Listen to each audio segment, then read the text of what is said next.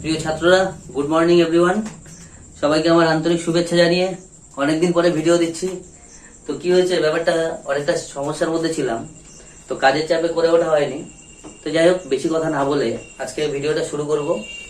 আজকের ক্লাসটা একটু ইম্পর্টেন্ট ক্লাস।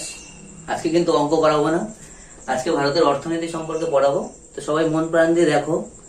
আর আজকে যেটা দেখবে সেটা আমি আশা করি তোমাদের জন্য আউটস্ট্যান্ডিং মেসেজ পাবে আজকে।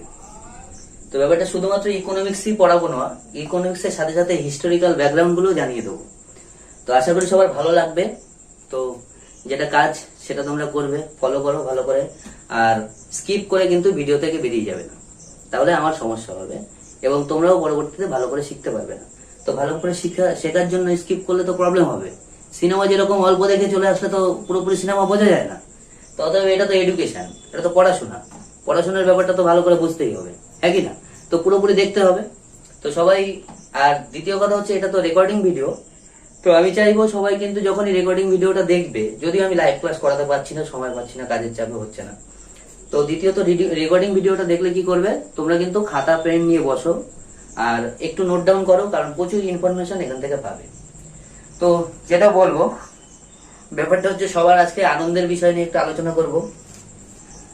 তো যেটা মূল বিষয় সেটা হচ্ছে ভারতের অর্থনীতির মূল যেটা কাঠামো, মানে ইকোনমিক প্ল্যানিং। ইকোনমিক প্ল্যানিংটা কি জিনিস সেটা আগে সবাই আগে জানো। তো প্ল্যানিং কি জিনিস, ইকোনমিক প্ল্যানিং বলতে কি বোঝায় সেটা সবার আগে বুঝতে হবে। তো প্ল্যানিং বলতে এটাকেই বোঝায় যেটা নিয়ে একটা প্ল্যান করা, একটা পরিকল্পনা করা। তো ভারতবর্ষ বেসিক্যালি একটা জিনিস ভালো করে বোঝো, 1947 সালের 15ই আগস্ট ভারত কিন্তু স্বাধীনতা অর্জন করেছে, তাই তো? 1947 সালের 15ই আগস্টের আগে ভারতের পরিকাঠামো কেমন ছিল, সেটা ছিল কিন্তু ইংরেজদের কাছে একটা বন্দি জীবনের মতন ভারতীয় মানুষের কাছে। তো যেহেতু ইংরেজদের কাছে বন্দি জীবনের মতন ছিল, সেই সময় কিন্তু ভারতের মানুষের জীবনযাত্রার পরিকাঠামো কিন্তু ইংরেজরা কখনোই কিন্তু মেনে নেয়নি। তাদের পরিকাঠামো ভালো চলুক সেটা কিন্তু কখনোই চায়নি। কি চেয়েছিল, তারা কিন্তু দেশকে ভালোবেসে, ভারতকে ভালোবেসে কিন্তু ভারতের অভ্যন্তরে থাকতে চায়নি। তারা চেয়েছিল সম্পদকে অন্য দেশে, তাদের দেশে নিয়ে যাওয়ার জন্য, অর্থাৎ সম্পদের বহির্গমন করানোর জন্য। তো বেসিক্যালি যার মাধ্যমে ভারতের স্বাধীনতা যখন দিয়েছিল, ভারত তারা একটু চাপে পড়ে স্বাধীনতা দিয়েছিল। পরের ভিডিওতে এগুলো নিয়ে আলোচনা করব। তো বিষয়বস্তু যেটা মূল বিষয়বস্তু, ভারতের ইকোনমিক্স প্ল্যানিং কি সেটা একটু জানো, কেন প্ল্যানিং করতে হলো, হ্যাঁ, সেটাই হচ্ছে মূল বিষয়বস্তু। তো ভারতবর্ষ থেকে যখন ইংরেজরা চলে গেল, ভারতবর্ষকে কিন্তু তখনও কিন্তু পুরোপুরি স্বাধীন দেশ, স্বাধীন গণতন্ত্র কিন্তু দিতে চায়নি ইংরেজরা। তো কি চেয়েছিল তারা চেয়েছিল ডোমিনিয়ন স্ট্যাটাস। দেখো মজার বিষয়, ডোমিনিয়ন স্ট্যাটাসটা কি অনেকে কিন্তু জানো না। ডোমিনিয়ন স্ট্যাটাস মানে কি, তারা রাজত্ব করবে, তারা সবকিছু করবে, কিন্তু তোমরা পরিচালনা করবা। মানে কি, ধান লাগাবা তুমি আর চাল খাবো আমি। তো বিষয়টা হচ্ছে তাই। তো ধান লাগাবা তুমি আর চাল খাবো আমি, এটা কিন্তু মেনে নিতে চায়নি ভারতের মানুষ। যারা কংগ্রেসের বড় বড় নেতা ছিল তারাও কিন্তু অনেক সময় তাদেরকে সমর্থন করেছিল। তো এই সমর্থনটাকে কিন্তু অনেক সময় বহিষ্কার করেছে বিভিন্ন চরমপন্থী নেতারা। তাদের মধ্যে উল্লেখযোগ্য মানুষ কে ছিল জানো? তাদের মধ্যে উল্লেখযোগ্য ছিলেন কিন্তু নেতাজি সুভাষচন্দ্র বসু। তোমরা এসি বোসের নাম শুনেছো, কিন্তু প্ল্যানিংটা প্রথম কিন্তু কংগ্রেসের কোন অধিবেশনে প্রথম প্ল্যানিং এর কথা বলা হয়েছে সেটা কিন্তু বেশি গুরুত্বপূর্ণ জানাটা। তো প্ল্যানিং এর কংগ্রেসের হচ্ছে 1938 সালের হরিপুরা অধিবেশন। কোথায়? হরিপুরা অধিবেশনে কিন্তু প্রথম কিন্তু ভারতবর্ষে একটা প্ল্যানিং কমিশন গঠন করতে হবে সেটার কথা কিন্তু বলেছে। এবার মূল যেটা বিষয়, প্ল্যানিং কমিশনটা কেন গঠন করতে হবে, প্ল্যানিংটা কি? ওই যে বললাম সম্পদের বহির্গমন। যখন সম্পদকে তোমরা নিয়ে চলে যাচ্ছ তখন তার মানে কি, ভারত একেবারে নিঃস্ব, মানে ঠ্যাং খোড়া দিয়ে লাঠি কেড়ে নেওয়ার মতন অবস্থা। তোমাকে ঠ্যাং খোড়া করে দিলাম অথচ লাঠি কেড়ে নিলাম, তাহলে কি করবে? তুমি হাবুড়েটে ভিক্ষা করে বেড়াবে, একই না? Yes or no? তো ব্যাপারটা হচ্ছে তাই। তো ঠ্যাং খোড়া করে লাঠি কেড়ে নেওয়ার মতো অবস্থা কিরকম হলো ব্যাপারটা? দেখো ভারতবর্ষ যখন দেশটা গঠন হলো, তখন ভারতবর্ষে কিন্তু বিভিন্ন বিদেশিরা যারা ছিল তোমার রিফিউজি, তারাও কিন্তু ভারতবর্ষে যোগদান করলো। কারণ ভারত একটা শান্তির দেশ, সেখানে প্রতিষ্ঠা হয়েছে গণতন্ত্রের। সেখানে কিন্তু আর মোনার্কি সিস্টেম নেই। মোনার্কি কি, রাজার ছেলেরা রাজা, তার ছেলেরা রাজা, সেই সিস্টেমটা নেই। তাহলে যখন ভারতবর্ষে প্রচুর লোক বাইরের দেশ থেকে, ধরো এই হচ্ছে ভারতবর্ষ, যদি বাইরের থেকে প্রচুর লোকজন আসে, মানে যেরকম বাংলাদেশ থেকে, পাকিস্তান থেকে, বিভিন্ন দেশ থেকে, আফগানিস্তান থেকে বাইরের দেশের লোকগুলো ভারতে এসে জমা হচ্ছে। তো ভারতের যে জনগণ ছিল, সেই জনগণের তুলনামূলকভাবে জনগণের পরিমাণ বাড়লো কি কমলো? বেড়ে গেল। তাহলে জনগণ যখন বেড়ে গেল, তাহলে কিন্তু ভারতবর্ষের জমির যে ল্যান্ডের পরিমাণ, মানে যেখানে বসবাস করবে সেই বসবাসযোগ্য জায়গা কিন্তু কমে গেল। হ্যাঁ, তো বসবাসযোগ্য জায়গা যখন কমে গেল, তখন কিন্তু জমির পরিমাণ কিন্তু কি হচ্ছে, জমির পরিমাণে মানুষ বেড়ে যাচ্ছে কিন্তু জমি কমে যাচ্ছে। তাহলে খাবো কি? আবার এদিকে খাদ্যকে কি করছি, খাদ্য সম্পদ অর্থনীতি, প্রথমে আসলো মুসলিম, তারপরে কি করলো ভারতীয় যে হিন্দুরা যারা তাদের অস্তিত্ব নেই, মুসলিম আসলো, মুঘল আসলো, ঠিক আছে, ইসলামী সাম্রাজ্যবাদটা কি করলো, ভারতবর্ষের সমস্ত কিছু নিয়ে গেল। আমি একটা ভিডিওতে তোমাদের সঙ্গে আলোচনা করব, তো পুরোনো একটা ইতিহাস বলবো। ভারতবর্ষে যখন মুসলিমরা আসলো, তোমরা দেখতে পারবে যে ওই সময় যে ভারতবর্ষ থেকে যে নির্দিষ্ট জিনিসগুলো, যে দামি দামি জিনিসগুলো, সমস্ত কিছু, এভরিথিং, ইচ অ্যান্ড এভরিথিং, ঠিক আছে, তারা কিন্তু লুট তরাজ করে নিয়ে চলে গেল।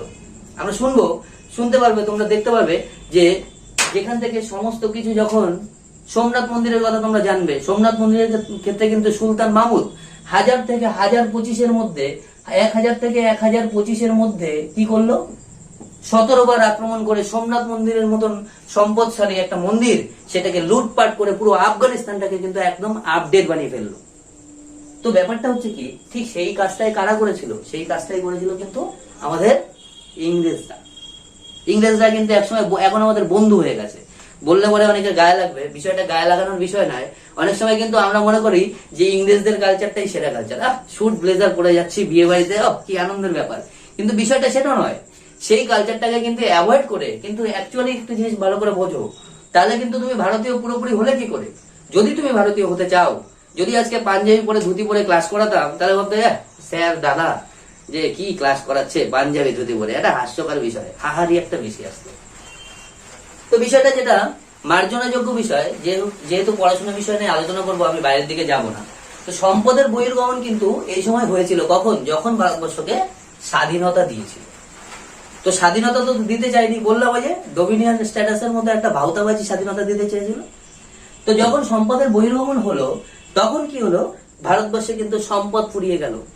ভারতবর্ষে যেহেতু সম্পদ ফুরিয়ে গেছে, তখন কিন্তু ভারতের মানুষ কাতর কণ্ঠে কাঁদতে শুরু করেছে যে তারা কি করবে। তখন নেতাদের মাথায়, কারণ ভারতবর্ষে একটা গণতান্ত্রিক রাজ্য, যেখানে এমপি এমএলএ ইলেকশনের মাধ্যমে কারা তৈরি করে, জনগণ তৈরি করে। তাহলে জনগণ যদি তাদেরকে দাঁড়ায় মসনদে দাঁড় করিয়ে দেয়, তাহলে নেতাদের মাথায় কিন্তু একটা টেনশন ঢুকবে, হ্যাঁ কি না? তো নেতাদের মাথায় কি টেনশন ঢুকলো, বড় বড় নেতাদের মাথায়, আমি ব্যঙ্গ সুরে বলছি, ব্যাপারটা খারাপ ভাবে কেউ নিও না। তখন কিন্তু আমাদের পন্ডিত জওহরলাল নেহরুর মতো ব্যক্তির মাথায় কিন্তু একটা জিনিস ঢুকলো, ঢুকে কি বলেছিল, যে ভারতবর্ষকে কিন্তু একখানা অর্থনৈতিক কাঠামো গঠন করতে হবে, কারণ ভারতের অবস্থা খারাপ, ভারতের অর্থনৈতিক অবস্থা খারাপ। তার মধ্যে বাইরে রিফিউজি কিন্তু ভারতবর্ষে এসে জুটছে। তাহলে ভারতের যখন অর্থনীতির অবস্থা খারাপ, তখন কিন্তু প্ল্যানিং এর কথা কিন্তু প্রথম আলোচনা করা হলো। আর সেই বিষয়ে কে প্রথম কড়া নেড়েছিল হচ্ছে এম বিশ্বেশ্বরাইয়া। নাম কি? এম বিশ্বেশ্বরাইয়া। ভালো করে নোট ডাউন করো, এম বিশ্বেশ্বরাইয়া। তো এম বিশ্বেশ্বরাইয়া কি বললেন? এম বিশ্বেশ্বরাইয়া এই কথাটা বললেন জওহরলাল নেহরুকে, যে জওহরলাল নেহরু জি, আপনি একটা কাজ করেন, আপনি একটা প্ল্যানিং এর ব্যবস্থা করেন। প্ল্যানিং এর ব্যবস্থা করতে বলতে যে ভারতবর্ষে একখানা অর্থনৈতিক কাঠামো তৈরি করতে হবে। কারণ ভারতবর্ষ অর্থনৈতিক সমৃদ্ধশালীতা যেটা ছিল, যে ভারতবর্ষ একটা সময় এত অর্থনৈতিক সমৃদ্ধ ছিল, যে জায়গা থেকে ভারতের সম্পূর্ণ সম্পদ যখন লুট হয়ে গেছে, তাহলে ভারত আজকে নিঃস্ব। তাহলে সেই নিঃস্ব জায়গা থেকে যদি ভারতকে আবার ফিরিয়ে নিয়ে আসতে হয়, তাহলে কিন্তু ভারতবর্ষে এখানে অর্থনৈতিক পরিকল্পনা করতে হবে। যে অর্থনৈতিক পরিকল্পনা যদি না করা হয়, তাহলে অর্থনৈতিক ভেঙে পড়বে, জনগণ কিন্তু ক্ষিপ্ত হয়ে যাবে, কারণ তাদের মধ্যে অন্ন থাকবে না। ছোটবেলায় একটা কবিতা পড়েছিলাম, যে ফ্যান কবিতা, যে খিদের যন্ত্রণায় তারা কিন্তু মানুষকে খেয়ে ফেলেছে। ক্লাস 12 তোমরা দেখবে একটা কবিতা পড়বে, ঠিক আছে, সেই কবিতার মধ্যে কিন্তু এরকম একটা বিষয় উক্ত করা রয়েছে, যে স্বাধীনতার সময়, স্বাধীনতা পরবর্তী সময়ে ভারতবর্ষে কিন্তু অবস্থা ভীষণ ক্রিটিক্যাল পজিশন হয়ে যায়।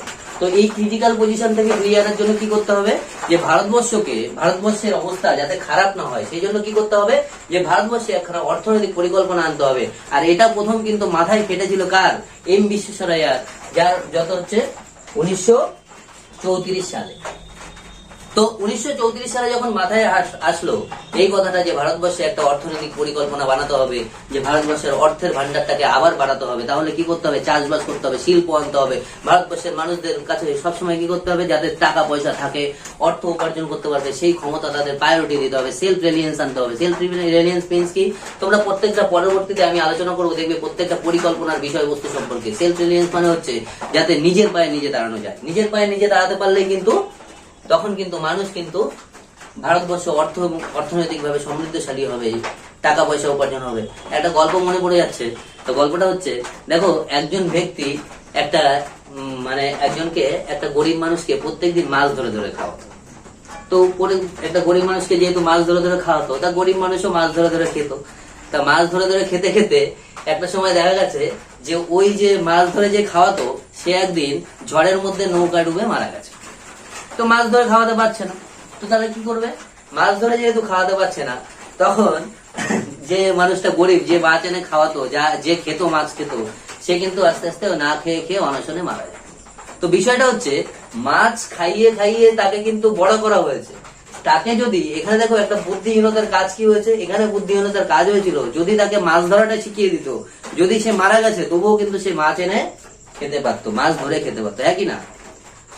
তো সবাই কিন্তু কমেন্টে জানাবে, আশা করি ভালো লাগবে ব্যাপারটা। তো বিষয়টা হচ্ছে ভারতের পরিকাঠামো কিন্তু সেরকম অবস্থা হয়ে গেছিল যে ভারতবর্ষকে কি করেছি আমি, ভাই ইংরেজ, আমি কি দিলাম, আমি ভারতে স্কুল দিয়েছি, শিক্ষা দিয়েছি, আধুনিক শিক্ষা দিয়েছি, তোমাদের ইউরোপিয়ান কালচার দিয়েছি, সব দিয়েছি, কিন্তু ওই যে আমি তো চলে গেলাম, তার মানে সবকিছু নিয়েও চলে গেলাম, তাহলে তোমাদের অবস্থা খারাপ হয়ে গেল। তো এই জায়গার জন্য কিন্তু অর্থনৈতিক পরিকল্পনা গঠন করার দরকার হচ্ছিল।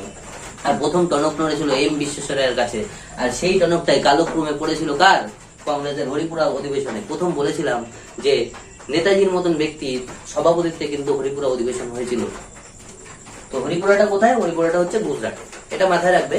এবং জওহরলাল নেহেরু কিন্তু তখন কিন্তু এই কথাটা বলেছিল যে ভারতবর্ষ কিন্তু অর্থনৈতিক পরিকাঠামো দরকার। তো অর্থনৈতিক পরিকাঠামো করতে গেলে ভারতবর্ষকে একটা প্ল্যানিং এর মধ্যে আনতে হবে, কারণ জনগণ যেহেতু ভারতবর্ষটা গণতান্ত্রিক রাজ্য, গণতান্ত্রিক রাষ্ট্রে যদি গণতন্ত্রের কথা যদি না বলি, যদি জনগণের কথা না শুনি, তাহলে কিন্তু দেশ কিন্তু টিকে থাকবে না। কারণ জনগণের মধ্যে মৎস্যান্নয় দেখা যাবে। মৎস্যান্নয় কি, এটাও কিন্তু ইতিহাসে আলোচনা করবো। যেরকম সমুদ্রে বা নদীর বড় মাছ ছোট মাছকে গিলে খায়, তো সেরকম ভারতবর্ষের পরিস্থিতি হতে চলেছে। যাদের কাছে টাকা পয়সা ধনকুবের ছিল, তারা কিন্তু গরিবকে কিন্তু আরো অত্যাচার করে তাদেরকে শুষে নিয়ে অবস্থা খারাপ করে দেবে। সেই জন্য কিন্তু গণতান্ত্রিক রাষ্ট্র কিন্তু গণতন্ত্র বলে কিছু থাকবে না। তো সেই জন্য কি করতে হবে, সেই জন্য অর্থনৈতিক পরিকল্পনা করতে হবে। তো অর্থনৈতিক পরিকল্পনার জন্য কিন্তু একখানা তখনই কিন্তু 1938 সালে এই যে বললাম কংগ্রেসের অধিবেশন, তারপরে কিন্তু ন্যাশনাল প্ল্যানিং কমিশন গঠন করা হয়। 1938-এ ন্যাশনাল প্ল্যানিং কমিশন গঠন করা হয়, মাথায় রাখবে কিন্তু সবাই। 1938-এ কিন্তু জাতীয় প্ল্যানিং কমিশন গঠন করা হয়, জাতীয় পরিকল্পনা কমিশন, যেটাকে বাংলায় বলা হয়। ওকে, তো দেন তার পরবর্তীতে দেখা যাচ্ছে যেহেতু প্ল্যানিং কমিশন যখন গঠন করলাম, তাহলে প্ল্যানিং কমিশন গঠন করার সাথে সাথে আমাদের এই কমিশনের সঙ্গে বিভিন্ন ইন্ডাস্ট্রি যোগাযোগ রাখতে হবে, হ্যাঁ কিনা?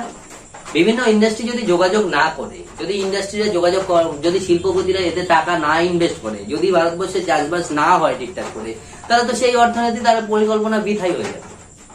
সেই মাইকেল মধুসূদন দত্তের একটা কবিতা মনে পড়ে যে বৃথায় সাধনা ধীমান। তো বৃথা যাতে না হয় সেই জন্য কি করতে হবে, এই জন্য বিভিন্ন রকম প্ল্যানিং গুলো কিন্তু পরবর্তীতে প্ল্যানিং কমিশন গঠনের পরে পরবর্তীতে আরো নতুন নতুন প্ল্যান কিন্তু আপডেট প্ল্যান কিন্তু ভারতবর্ষে আসতে শুরু করবে। তো প্রথমে যেটা বলবো যে 1944 সালে, ভালো করে খেয়াল করবে, 1938-এ কিন্তু প্ল্যানিং কমিশন গঠন হলো। তো 1944 সালে কিন্তু বোম্বে প্ল্যান নামক একটা প্ল্যান ভারতবর্ষে আসলো। তো বোম্বে প্ল্যানটা কি, বোম্বে প্ল্যানটা মাথায় রাখবে, বোম্বে প্ল্যানটায় কিন্তু 8জন ইন্ডাস্ট্রিয়ালিস্ট, ঠিক আছে, 8টা ইন্ডাস্ট্রি কিন্তু এতে যোগদান করেছিল। যে বোম্বে প্ল্যান কত সালে, 1944 সালে, সবাই নোট ডাউন করবে। দেন গান্ধিয়ান প্ল্যান কিন্তু তারপরে বলা হয়েছে গান্ধিয়ান প্ল্যান। সবসময় মনে রাখবে গান্ধিয়ান প্ল্যানটা কি। গান্ধীজি এমন একজন ব্যক্তিত্ব ছিলেন, গান্ধীজি ছিলেন নরমপন্থী ব্যক্তি, কিন্তু তিনি কিন্তু গরিবদের কথাটা কিন্তু বেশি করে মাথায় রাখতেন।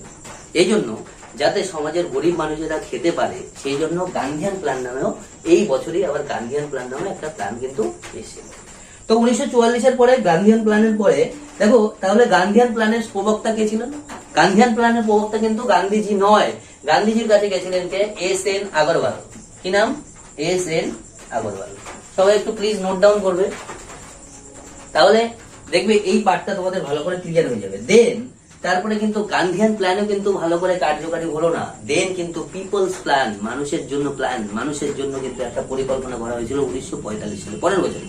তো 1945 সালে পিপলস প্ল্যানের কথা বলা হয়েছে। কত সালে? 1945-এ পিপলস প্ল্যান, পিপলস প্ল্যান।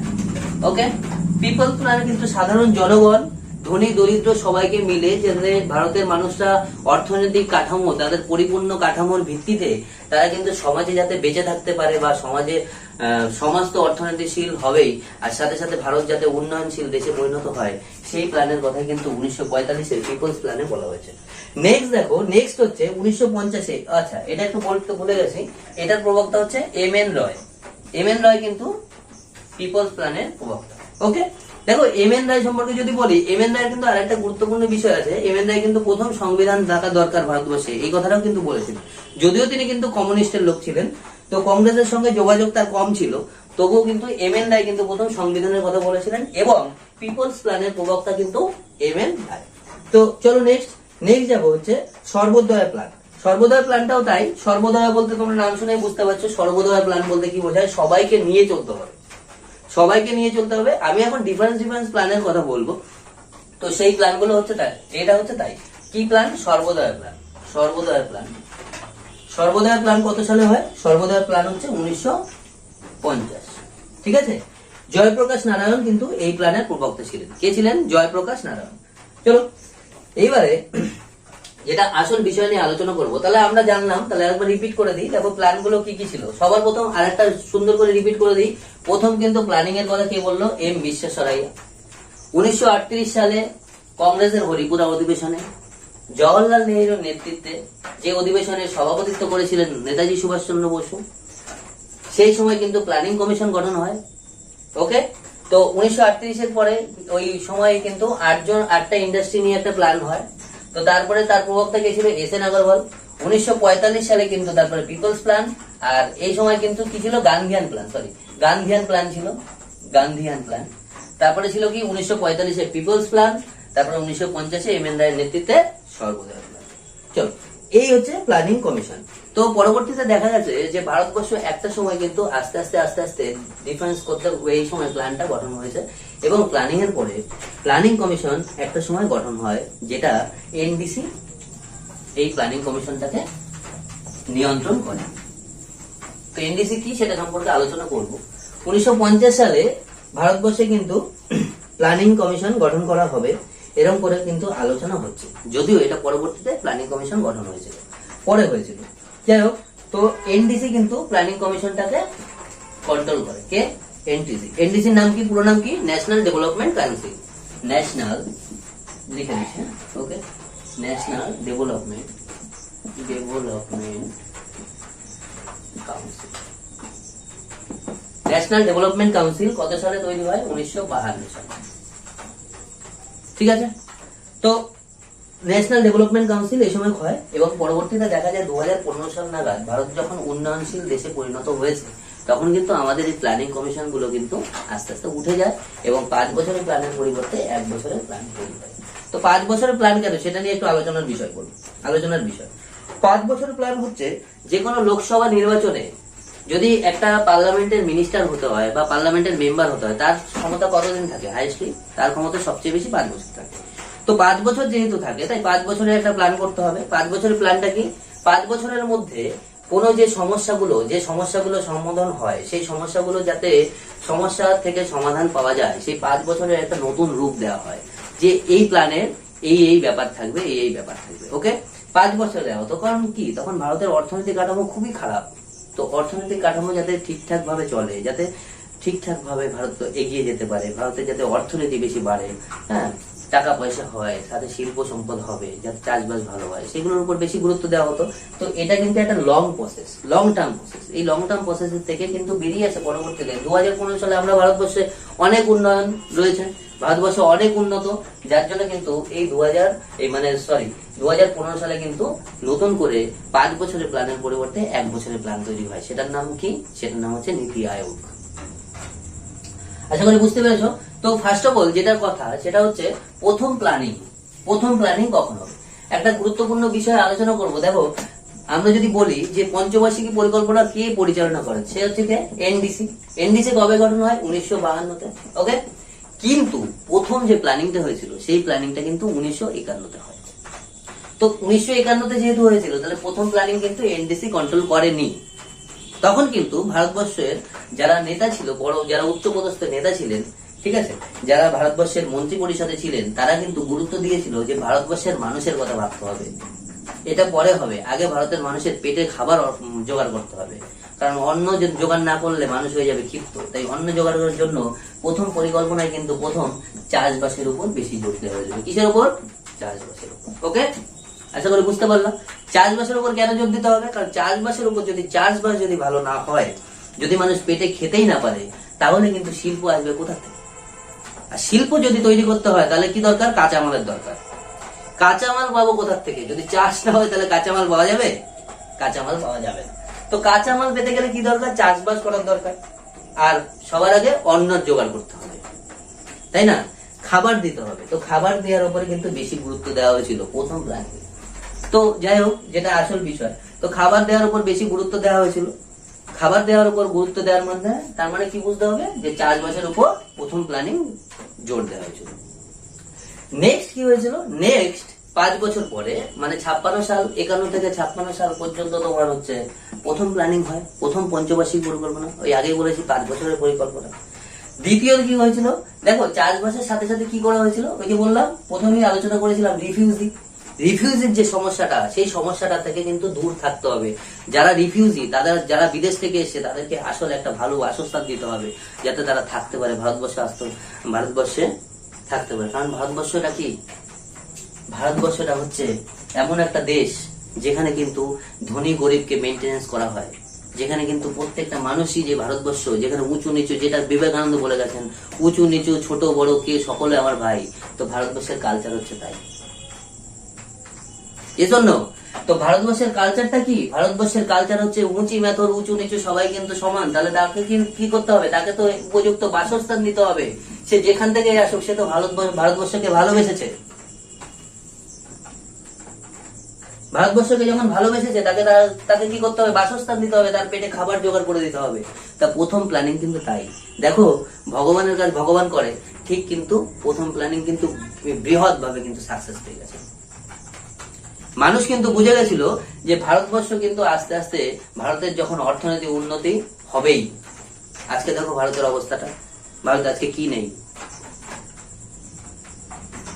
তোমরা আমেরিকার যুক্তরাষ্ট্রের নাম শুনেছো? তোমরা ভাবো আমেরিকা খুব উন্নত দেশ। তো কি হয়েছে? তোমরা ভালো করে একটু গুগলে সার্চ করে দেখবে, উইকিপিডিয়া দেখবে, যে আমেরিকার মতো একটা উন্নত দেশ, যেটা সারা পৃথিবীর মধ্যে, সমস্ত দেশের মধ্যে সব থেকে বেশি কিন্তু দেনার দায়ে যুক্ত ওরা। তারা কিন্তু দেনার দায়গ্রস্ত। ভারতবর্ষ কিন্তু সেই তুলনায় অনেক কম। ভারতবর্ষ আজকে অনেক উন্নত হয়ে যাচ্ছে, দিনের পর দিন কিন্তু ভারতবর্ষে উন্নত হচ্ছে। কেন? কারণ ভারতবর্ষের মানুষ মানুষের কথা ভাবে। প্রথম পঞ্চবার্ষিকী পরিকল্পনায় কিন্তু মানুষের কথা ভাবা হয়েছিল। বুঝতে পারলাম? তো এ হচ্ছে প্রথম পরিকল্পনা। তো পরে আলোচনা করব যে পরিকল্পনা কমিশনের কতজন মেম্বার থাকে, কারা নিযুক্ত করে, এগুলো আলোচনা করব। তো তোমরা দেখো, বিষয়টা হচ্ছে এরকম।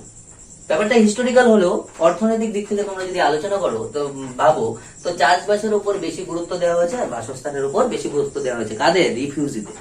আর যারা ভারতে আছে, তাদের তো আর বাসস্থানের দরকার নেই, তারা তো ভারতবর্ষে বাস করছে, বৃহৎ দেশ। ঠিক। সেকেন্ড দেখো, দ্বিতীয়ত যেটা আলোচনা করবো সেটা হচ্ছে দ্বিতীয় পরিকল্পনা।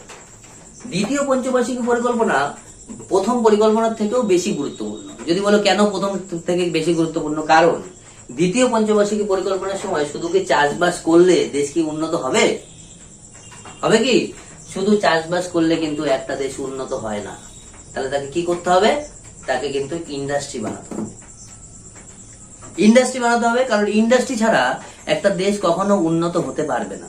চাষবাসের সঙ্গে সঙ্গে শুধু চাষ করে খাচ্ছি, চাষ করে কি হচ্ছে, দিনের মানে একদিন যাচ্ছে, পেটের ভাত জোগাড় হয়ে যাচ্ছে, ব্যাস, তারপর দিন ঘুমিয়ে পড়লাম, তাহলে কিন্তু দেশ উন্নত হবে না। তাহলে কিসের কথা ভাবতে হবে? ভাবতে হবে শিল্পের কথা। যদি ভারতবর্ষে শিল্প না থাকে, ভারতবর্ষের মতন দেশে যদি শিল্প না থাকে, এত বড় একটা বৃহৎ দেশ, তাহলে দেশটাকে পরিচালনা করা হয়ে যাবে অসম্ভব। তাই জন্য দ্বিতীয় পরিকল্পনা কমিশনের সময় দ্বিতীয় পরিকল্পনায় বলা হয়েছিল যে শিল্পের উপর জোর দাও। চাষবাস তো অনেক হলো, তোমরা তো সাকসেস পেয়েছো, চাষের কাঁচামালও তৈরি হয়ে গেছে, শিল্পের কাঁচামাল তৈরি হয়ে গেছে, তাহলে শিল্পের উপর জোর দাও। শিল্পের উপর জোর দেওয়া হয়েছিল কিন্তু সেকেন্ড পরিকল্পনায়। তাই সেকেন্ড পরিকল্পনাটাকে বলা হয় বিগ পুশ। কি বলা হয়? Big push. আশা করি মনে থাকবে। দ্বিতীয় পরিকল্পনাকে বলা হয় বিগ পুশ। কেন বিগ পুশ? বিগ পুশ মানে হচ্ছে জোর ধাক্কা। কিসে ধাক্কা? জোর ধাক্কা। কিসের উপর ধাক্কা দেবো? শিল্পের উপর ধাক্কা দেবো। বোঝা গেল?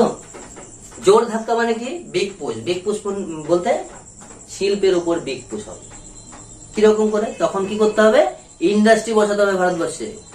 ইন্ডাস্ট্রির জন্য ভালো করে মনে রাখবে, তখন কিন্তু বিভিন্ন বড় বড় ইন্ডাস্ট্রিয়ালিস্ট, বড় বড় স্টিল ফ্যাক্টরি সেই সময় কিন্তু গঠন করা হয় দ্বিতীয় পরিকল্পনার সময়।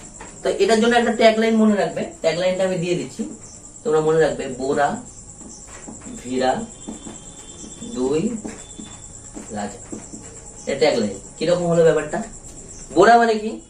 দেখো, বোকারো। আচ্ছা, আমি ক্লিয়ার করে লিখে দিই, তাহলে ভালো বুঝবে। বোরা বলতে কি বোঝায়? বোতে হচ্ছে বোকারো, বোকারো। রাতে হচ্ছে রাশিয়া। ওকে, তার মানে তাহলে দাদা রাশিয়া কোথা থেকে আসলো? রাশিয়া আসলো এখান থেকে, কারণ তখন বিদেশিরাও কিন্তু বসেছিল না। বিদেশিরাও ভাবছে না, ভারতবর্ষ এরকম একটা মানবিক দেশ, যে দেশে ভারতবর্ষে কিন্তু শিল্পে ইনভেস্ট করা যায়। তাই জন্য রাশিয়া কিন্তু বোকারো শিল্পের জন্য, বোকারো স্টিল প্ল্যান্টের জন্য কিন্তু তারা হাত বাড়িয়ে দিয়েছিল। তাই রাশিয়ার সহযোগিতায় কিন্তু বোকারো হয়েছিল। ওকে, ভিলা কি তাহলে? ভিতে কি হবে? ভিলাই। ঠিক আছে, রাতে কি? ভিলাইও কিন্তু রাশিয়া। দুইতে কি হবে? দুতে কি হবে? Durgapur, Durgapur steel plant. ইতে ইংল্যান্ড। ঠিক আছে, রাতে কি হবে? রাতে হচ্ছে রাউরকেল্লা। যাতে জার্মানি। বোঝাতে পারলাম কি বললাম? তো সেকেন্ড পরিকল্পনায় কি দেখা গেছে? সেকেন্ড পরিকল্পনায় হচ্ছে তাহলে এই চারটে ইন্ডাস্ট্রি কিন্তু মেইন ভারতবর্ষের মেইন ইন্ডাস্ট্রি গুলো কিন্তু এই সময় কিন্তু গঠন হয়। তো ইন্ডাস্ট্রিতে একটা বিগ পুশ হয়ে গেছিল, হ্যাঁ কি না? ইন্ডাস্ট্রি একটা শিল্প বিপ্লব তৈরি হয়ে গেছিল। কি করেছিল? আবার রিপিট দিয়ে দিচ্ছি। Bokaro Russia, Bhilai Russia, Durgapur England, আর রাউরকেল্লা হচ্ছে জার্মানি তত্ত্বাবধানে কিন্তু এই চারটে বড় বড় শিল্প গঠন হয়েছিল। সবাই আশা করি নোট ডাউন করে নেবে। নোট ডাউন না করলে কিন্তু কিছু বুঝতে পারবে না। ওকে, দেন দেখো তো এই যে দ্বিতীয় শিল্প নীতি বা দ্বিতীয় পরিকল্পনা কমিশন কিন্তু কার তত্ত্বাবধানে? দেখো, একটা পরিকল্পনা কমিশন গঠন করতে গেলে একটা মডেলের দরকার হয়, কারণ একটা মডেল ছাড়া তো একটা পরিকল্পনা কমিশন গঠন করা যাবে না। বা ধরো কোন একটা বিষয়বস্তু, তুমি ধরো ইতিহাস বই পড়বে, ইতিহাসের যদি বিষয়বস্তু না জানো, সূচিপত্র যদি তোমার জানা না থাকে, তাহলে তুমি কি বিষয় পড়বে, কি জানবে, এটা ইতিহাসের মধ্যে আদৌ কি আছে সেটা তো তুমি জানতে পারবে না, হ্যাঁ কি না? যেরকম যদি ক্লাস 10-এ পড়ো, তাহলে তুমি ন্যাশনাল মুভমেন্ট সম্পর্কে জানতে পারবে, ভারতবর্ষের স্বাধীনতার বিপ্লব সম্পর্কে যত ইতিহাস আছে এগুলো জানবে।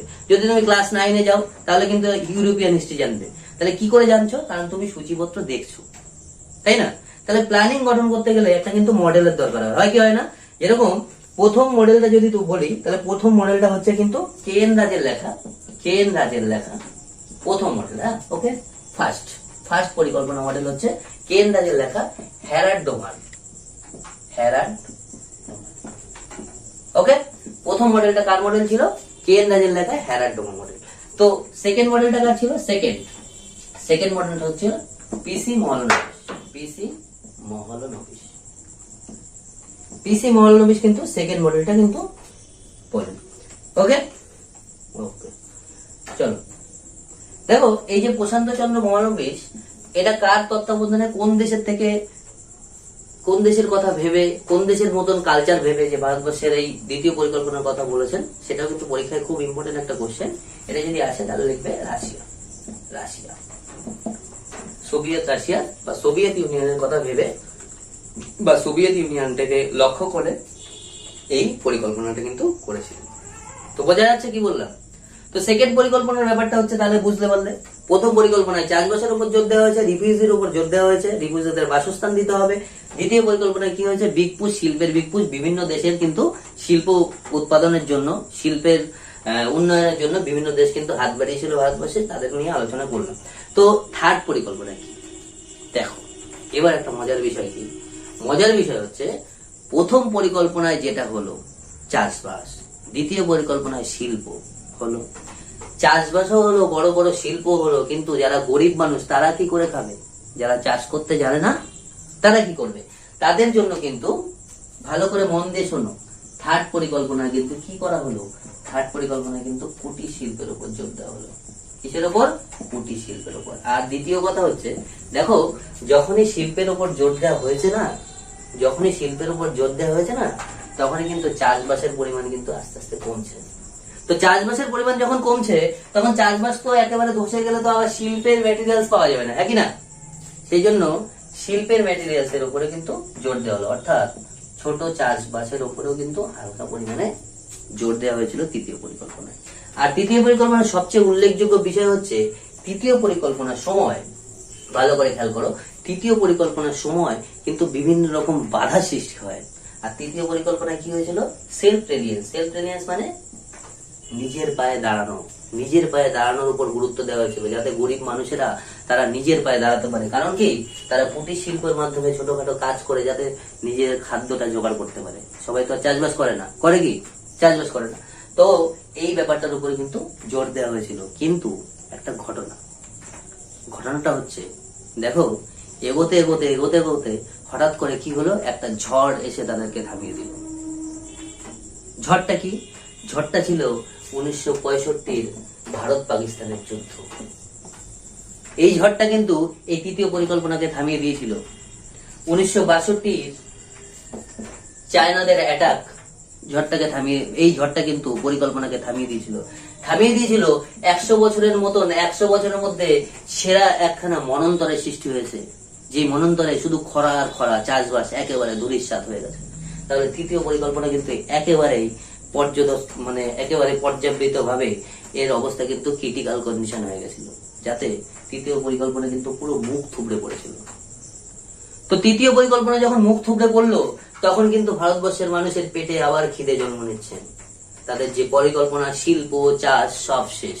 কেন? কারণ বেঁধে গেছে যুদ্ধ, দুটো দেশের সঙ্গে বেঁধে গেছে যুদ্ধ, দেখা গেছে খরা, তাহলে অবস্থা তো খারাপ। তো কি করতে হবে? তখন কিন্তু ভারতবর্ষের মানুষ একটা চিন্তায় পড়ে গেল, যে তাদের মাথায় হাত হয়ে গেল। তো দেশের যারা নেতা ছিলেন তাদের মাথায় হাত হয়ে গেল, তাহলে কি করব? তখন কিন্তু তারা বলল, এখন আর প্ল্যানিং করা যাবে না। এই তিনটে পরিকল্পনার পরে মানুষ ভাবলো এখন আর প্ল্যানিং করা যাবে না, তাহলে কি করতে হবে? এই সময় প্ল্যানিং কে ছুটি দিয়ে দাও। এই সময় কি করতে হবে? প্ল্যানিং কে ছুটি দিয়ে দাও। তো প্ল্যানিং কে কি করা হলো? ছুটি দিয়ে দেওয়া হলো। প্ল্যানিং কে ছুটি দিয়ে দিল কতদিনের জন্য? 3 বছরের জন্য প্ল্যানিং করা যাবে না, কারণ আবার অর্থনীতিটা আস্তে আস্তে ধসে গেছে, এই অর্থনীতিটাকে তুলতে হবে। এই সময় প্ল্যানিং করলে পরে তখন আবার কোনো কিছুই প্ল্যানিং করা যাবে না, ঠিকঠাক ভাবে প্ল্যানিং হবে না, প্ল্যানিংটা কিন্তু কার্যত হবে না। যার জন্য এই সময়টাকে বলা হয় কি, তৃতীয় প্ল্যানিং এর পরে। দেখো 66-তে তৃতীয় প্ল্যানিং শেষ হয়, ভালো করে বোঝো।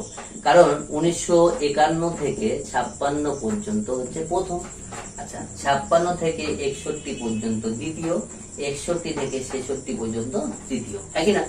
5 বছরে হচ্ছে। এই সময় কিন্তু প্ল্যানিং হলিডে। 66 থেকে 66 থেকে 69 পর্যন্ত সময়টা কি? Planning holiday. তো প্ল্যানিং যেহেতু হলিডে, তাহলে কি করতে হবে? প্ল্যানিং হলিডে মানে প্ল্যানিং ছুটি, তাহলে কি সবাই মিলে লিস্ট গুটিয়ে বসে থাকবো, চুপচাপ বসে থাকবো? ভারতবর্ষের মানুষ তো বসে থাকা মানুষ নয়। তখন কি করতে হবে? তখন মানুষ কিন্তু একটা পরিকল্পনা করলো, দেখো চাষের জমি তো কম, জনগণ বেড়ে যাচ্ছে, দিন দিন জনগণ বাড়ছে, তাহলে কি করতে হবে? চাষবাসের উপর একটা কিন্তু প্রচুর পরিমাণে একটা জোর দিতে হবে। তখন কিন্তু হাই ইয়েল্ডিং ফসল, হাই ইয়েল্ডিং সিডের কিন্তু বপন করতে হবে, অর্থাৎ তখন কিন্তু সবুজ বিপ্লব বাড়ানো হলো, মাথায় রাখতে হবে। তখন কি করতে হলো? তখন কি করা হলো? এই 66 থেকে 69 সালের মধ্যে কিন্তু সবুজ বিপ্লবের কথা বলা হয়েছে। কি হয়েছে? এই সময় কিন্তু গমের ফসল প্রচুর পরিমাণে বাড়িয়ে দেওয়া হয়েছিল, কারণ ভারতবর্ষে 125 কোটির দেশে তখন কিন্তু মানুষ, দেখবে তোমরা একটু হিসাব করে দেখবে যে ভারতবর্ষের মানুষ কিন্তু বেশিরভাগই কিন্তু রুটির উপর বেশি বেঁচে থাকে, বেশিরভাগই মানুষ কিন্তু রুটি খায়। তো গমের উপর বেশি জোর দেওয়া হয়েছিল, কি সবুজ বিপ্লবের উপর। তখন কিন্তু সবুজ বিপ্লবের মাধ্যমে গমের উপর, গম চাষের উপর বেশি জোর দেওয়া হয়েছিল, সাথে সাথে ধান চাষও ছিল। ওকে, বোঝা গেল ব্যাপারটা কি? এই সময় তার মানে কি হবে, এই সময় কিন্তু তৃতীয় প্ল্যানিং এর পরবর্তী সময় যখন প্ল্যানিং হলিডে হলো, তখন কিন্তু এগুলোর উপর জোর দেওয়া হয়েছিল। দেখো এই সময় কি, এটা এখান থেকে একটা ইম্পর্টেন্ট জিনিস আছে, HYVS, high yielding varieties of seed, উচ্চ ফলনশীল বীজ বপন করতে হবে। চাষবাসের জন্য কি দরকার, উচ্চ ফলনশীল বীজ বপন করতে হবে। তো উচ্চ ফলনশীল বীজ বপন করা হয়ে গেল, তো কি হলো, আস্তে আস্তে ভারত কিন্তু আবার ঠিকঠাক পজিশনে আসছে। তো আসার পরে এবার কি করতে পারি, 69-এর পর থেকে এবার না, ভারত এবার ঠিক আছে, বীজ বপন করা হয়েছে, খাবার খাদ্য জুটছে মানুষের মধ্যে, এবার আবার প্ল্যানিং করবো। চলো এবার চতুর্থ প্ল্যানিং হবে।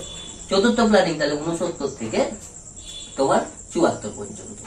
এই চতুর্থ প্ল্যানিং এর সময় তখন কিন্তু একটা জিনিস মাথায় আসলো ভারতবর্ষের প্রধানমন্ত্রীর, কি বললো, বলছে তখন কিন্তু ভারতবর্ষের প্রধানমন্ত্রী ছিলেন ইন্দিরা গান্ধী।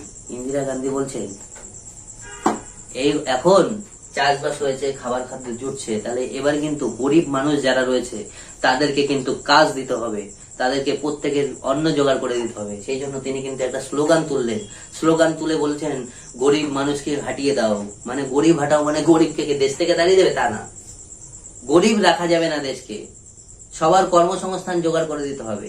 তাই জন্য কিন্তু চতুর্থ প্ল্যানিং এর সব থেকে উল্লেখযোগ্য বিষয় হচ্ছে গরিবী হটাও। গরিবী হটাও কিন্তু প্রথম কথাটা কিন্তু এসেছিল চতুর্থ প্ল্যানিং।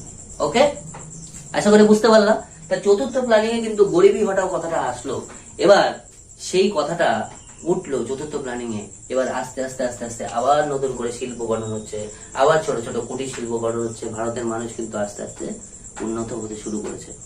তো পঞ্চবার্ষিকী পরিকল্পনার এবং পঞ্চম প্ল্যানিং এর সময় গরিবী হটাও, গরিবকে কিন্তু কিভাবে হটাতে হবে, মানে গরিবী যাতে ভারতবর্ষে না রাখা যায়, যাতে মানুষ দরিদ্র না থাকে, তার জন্য সেই যে ব্যবস্থাগুলো নিতে হবে, সেই ব্যবস্থা কিন্তু পঞ্চবার্ষিকী পরিকল্পনার পঞ্চম পরিকল্পনায় কিন্তু এটা নিয়ে আলোকপাত করা হয়েছিল।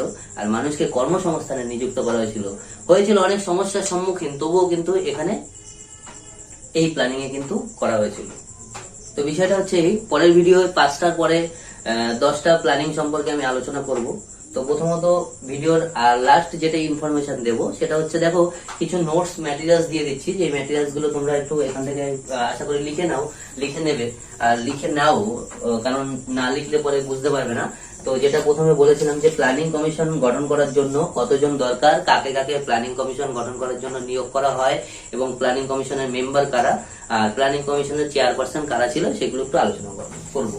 দেখো প্রথমত চেয়ারপারসন কে হয়, প্ল্যানিং কমিশনের চেয়ারপারসন হচ্ছেন আমাদের প্রাইম মিনিস্টার, কে PM সাহেব হচ্ছে প্ল্যানিং কমিশনের চেয়ারম্যান হন। আর সাথে দেখো এক্স অফিসিও চেয়ারম্যান থাকবেন, এক্স অফিসিও মেম্বার থাকবেন, চিফ এক্সিকিউটিভ অফিসার থাকবেন, আর কি থাকবেন দেখো পার্ট টাইম মেম্বার থাকবেন। এখানে দেখো পার্ট টাইম মেম্বার থাকবেন, পার্ট টাইম মেম্বার থাকে 2 জন। ওকে, আর কি থাকবেন, আর হচ্ছে তোমার এক্স অফিসিও চেয়ার মেম্বার থাকবেন হচ্ছে 4 জন, আর চিফ এক্সিকিউটিভ মেম্বার থাকবেন 1 জন। দেখো চিফ এক্সিকিউটিভ মেম্বারের কোনো টেনিওর থাকে না, এটা একটু মাথায় রাখবে। আর সবাইকে কিন্তু প্রধানমন্ত্রী নিয়োগ করেন।